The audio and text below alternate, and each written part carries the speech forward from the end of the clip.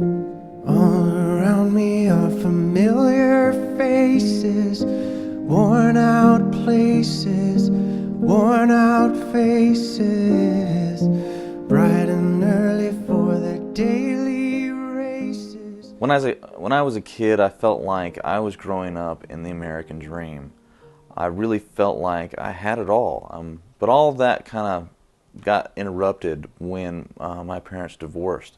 And I was probably 5 or 6 years old at the time. And I found myself trying to, as the years went on, trying to get things back to the way they were, back to a point where I felt like I belonged. I felt a place where I felt like I was loved, and a place where I felt like it was meant for me, that this was the way my life was supposed to go. I grew up Catholic, and church was always an obligation. Church was always that obligation of, you have to go. It wasn't a thing where you wanted to go. It was just a thing that you were expected to do, and you did it, and that was the end of it. And it kind of like it was your laundry list for the week. You go to church, check. Go to do this, check. I believed in God, I believed in Jesus, but it wasn't a thing where I've ever actually took a moment to stop to say, Jesus, please become part of my life. I never had done that until one of the youth leaders had asked me to go to lunch with him one day. So I did. We met over at Taco Bell. And here I am in the middle of Taco Bell asking Jesus to come into my life. And of all the weird places you could possibly do that, I found Taco Bell. And so, I guess, God can use pretty much anything to get people to come to Him. So go to Taco Bell. Here I go back into my old routines of making mistakes, always searching to fill the void in my life, but never finding anything that quite could do the trick. Finally, I met this girl named Sherry.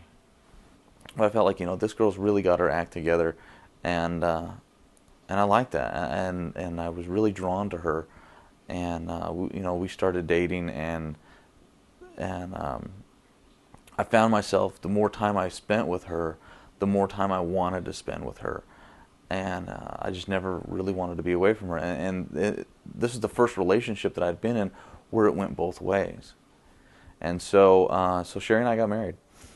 And again, I was hoping that, once I said I do, and we walked down the aisle, that everything was going to fall into place, and everything was going to feel right, and everything was going to just magically put itself together, and I would know for a fact that this is where I belong, this is what I'm supposed to do. The reason that I had so much insecurities in my life, the reason that I was there, is because I couldn't trust that God was going to be there for me.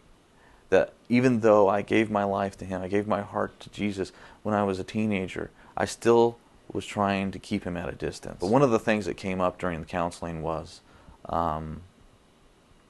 we were talking about the value of Jesus. And I'm just like, you can't put a value on Jesus. He's priceless. And if that's the case, and Jesus lives inside you, what does that make you? And I never thought about it quite that way before. I never thought about if something priceless is a part of my life, it makes me priceless. God didn't send His Son to die for trash. Shortly after that, we went on the marriage retreat, went on Couple Summit, and there's a part in the retreat where I'm sitting in this chair, and it's almost as if God kneels down in front of me, and He looks me in the eyes, and He says, "Do you know that I love you? And do you want the best that I have for you?"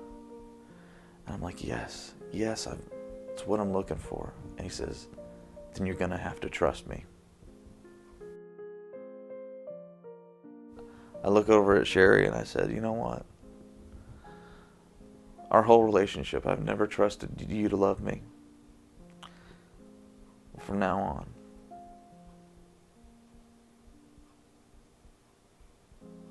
I'm yours." And I'm sitting there and I just feel the walls crumbling down.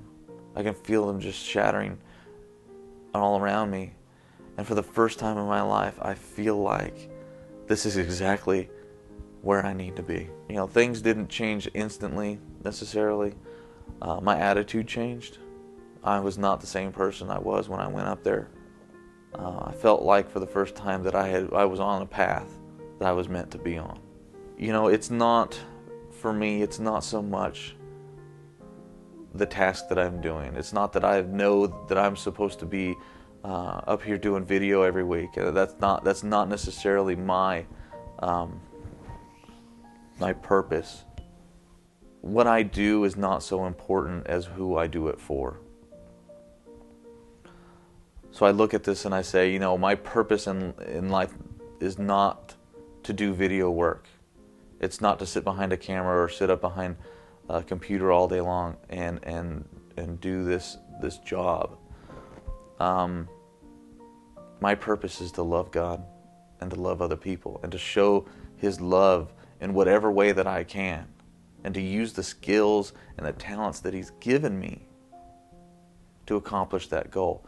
And if my skills and my talents happen to be video work, or they happen to be a teacher, or they happen to be a counselor, or happen to be a doctor, or a construction worker, or taking care of children, or whatever that might be, that's not my purpose. My purpose is to love people wherever I am and to show God's love to them in any way that I can. To be a reflection of His love to others. That's my purpose. Because I know for a fact that God has a purpose and a plan for my life and for your life. And He said, you know, this is not a plan that's going to harm you. It's not a plan for disaster or destruction.